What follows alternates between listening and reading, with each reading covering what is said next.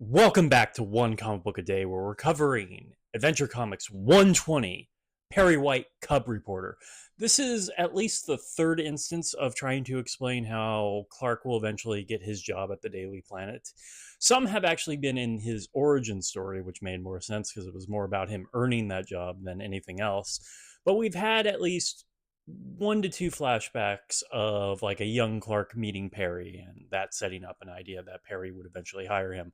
One of them involved meeting a young Clark Kent and thinking he was a good reporter and offering him a job later, then forgetting about it.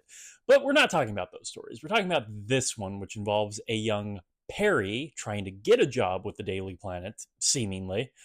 Once again, I am unclear where we currently are for Clark. It doesn't seem to be Smallville. It seems to be Metropolis. Trying to get his job with the Daily Planet and essentially following Clark and Superboy to that extent that it will eventually get him the story and his job at the Daily Planet, which then can set up a joke about him eventually hiring Clark. That's basically what this story is. At a more detailed look at it, we're still having problems with the 10 pages. This one's not as bad as the previous stories that have had the 10 pages. It's helped by the fact that the villain of this issue, the Ringmaster, a circus-themed villain with his circus-themed henchmen, are at least a colorful group of villains committing crimes. Nothing particularly spectacular. It's very small crimes, but they're circus folk, and it's kind of fun. It's almost Batman-ish with how colorful the villains are, and it's appreciated even with the 10 pages adding a filler action. It does, especially when I was going through it for a second time, not feel as fillery as the others, as it comes close to a story. So basically, he can't get a job with the Daily Planet. Clark gets a newsboy job. Luckily, getting this newsboy job happens to coincidentally get them to run into the Ringmaster twice through the story. Yeah, there's a bit of a coincidence problem in here, but it's not that bad, especially how quickly the story goes by. It is just really funny to me that the police can't find these guys, and all Clark had to do was go out and sell newspapers, and he just stumbles on them both times. They're not particularly all that great of a threat. I mean, he defeats them on a carousel of all things, but it's fun enough. It keeps up the wild nature of a comic long enough that it is at least enjoyable in ways. But as an actual story to explain how Clark gets his job with the Daily Planet, it's not great. Also, coming to think about it, and I didn't think about this the first time I read it, but now thinking about it, there's definitely an age issue here. We've been over the fact that Clark is anywhere between 9 to 16, depending on the story and how he is drawn and looking. He's more around the 9 to 13-year-old age, which I would usually put him in that range, except for like that dating issue that made it seem like he was 16. But even at like the lowest of that range, being 9, Clark would still end up getting his job at the Daily Planet by his early, even mid-20s.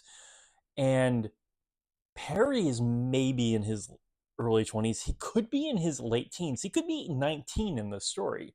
So that would put around the time Clark getting that job, Perry, editor-in-chief of the Daily Planet, around the age of 30, maybe his late 30s. If we're being generous, his early 40s, which seems a bit short in the tooth to be Perry White, the editor-in-chief of the Daily Planet.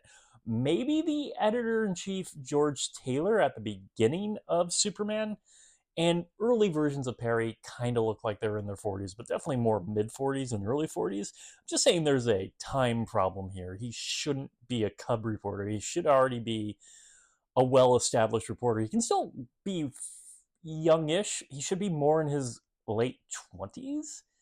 But the Perry White, even by the late 1940s, does not feel like he is in his 40s. He feels like he's closer to his 50s.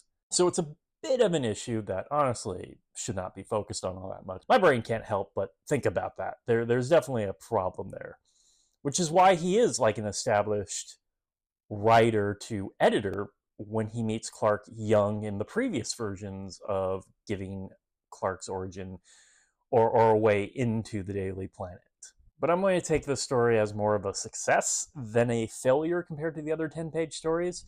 that is it from Adventure Comics 120. If you enjoyed this video, please like and subscribe, hit the bell icon to get notifications when a new video goes up. I do this Monday through Friday, but Fridays is Bat Friday, where I cover a Batman story in either Detective Comics or Batman. And until next time, let's ponder the question, whatever did happen to the Man of Tomorrow? This time being the Boy of Tomorrow. Sometimes I screw it up. And Clark already seems to have like a full life. Does he really need a job selling papers? He also seems to work for an actual children's news that doesn't specifically exist at his high school. Every so often. Sometimes it is at his school. Shouldn't have said high school. We don't know how old he is. Okay, have a great day.